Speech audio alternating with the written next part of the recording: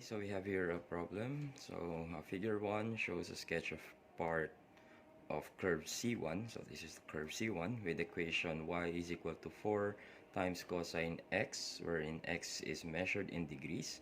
So the point P and point Q lie on C1 and are shown in figure 1. So this is point P, point Q. So state the coordinates of point P and the coordinates of point Q.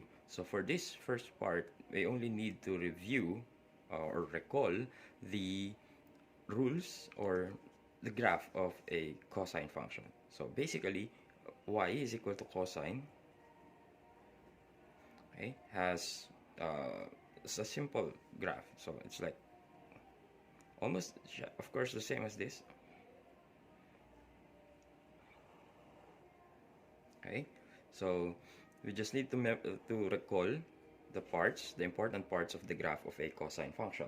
So we know that for y is equal to cosine x, the highest point is 1 and the lowest point is -1.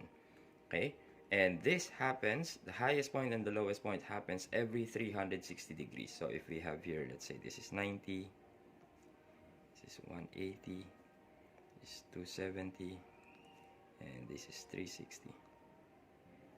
Okay, so the next highest point will occur here at point 360. And the next thing that we need to recall is where the graph or the curve touches the x-axis. So it touches every 180 degrees, starting with 90.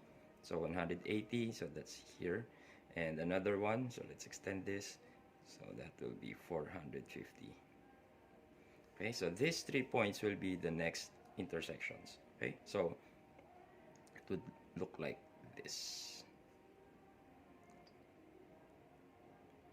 Okay, the lowest point is here, 180, and then there, and then goes down and continues.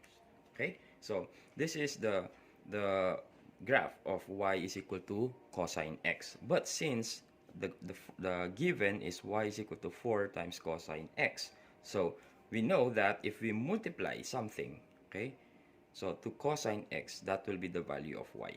So here, if cosine 0 is equal to 1 times 4, that means this will increase all the way up to 4. And same thing on the other hand, below. So this will move down to 4. Okay, so that means the highest point here in this graph will now be positive 4. And the lowest point will now be -4. Okay, then what's next? So that will give us the coordinate for point P. Okay, so we know that the lowest point and the highest point happens every 360 degrees. So if this is 0, that means this is 360 degrees. Okay, then for the lower part, since that's what we need for P, we know that this is 180 degrees. Okay, so that means the next will be here. That will give us -180 degrees. Okay, so therefore, the coordinates of P will be -180 degrees for x, and y will be -4. Okay, how about for Q? So for Q, we know that the x coordinate here will be 0. Oh, the y coordinate, sorry. So the y coordinate will be 0. Okay, so this will be 0.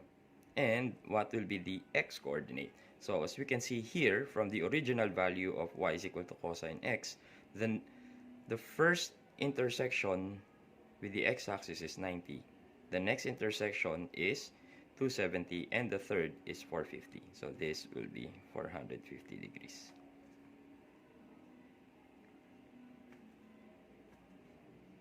Oops, this is just 0, sorry. Okay, so these are the coordinates of P and Q. -180 degrees for x and -4 for y. While for Q, 450 degrees for x, 0 for y. Okay. And then next is for B. So the curve C2 has equation y is equal to 4 times cosine x. So basically the same, this one, this graph, plus k. Okay, so where k is a constant. So curve C2 has a minimum value of -1. Okay, so the point R is the maximum point on C2 with the smallest positive x coordinate. So state the coordinates of R. Okay, so if we use this graph, okay, this one, so y is equal to 4 times cosine x. This is that part. Okay, but there's an additional k. Okay, so this is an example of a vertical translation. Okay, so when we say vertical translation, it's either we move up or down. Okay, but since the minimum value given here becomes -1, and we know from this, it's the minimum value is already -4. So if it changes to -1, that means the curve moved up for 3 units to -1. Following? So from -4, it moved up to -1. That means k is +3 because it moved up 3 units. Okay? So now, so since it went up by 3 units, so we know that the maximum point will also move up by 3 units. So here, it moves up 3 units, so that means the maximum point will be 7. Okay? So therefore, R, okay, coordinate of R, we know that the highest point will be 7. So because it says is that point R is a maximum point. So that will be 7. Okay? And then the next thing that we need to know is the x coordinate. So if we're looking at the highest point, we know that the highest point for cosine functions is either 0 or 360 or the next. So it's every 360 degrees. So then according to this is the smallest positive x coordinate. So we will not choose 0 because this is not a positive value. So we use 360. So that will be our answer. So that's 360. So 360 degrees and 7. So this point moved up because of the existence of k. So it moves up 3 units. So that becomes the highest point is 7. So the answers for this are, so for A, P is -180 and -4. For Q, that's 450 degrees, 0. While for B, the coordinates of R is 360 degrees, 7.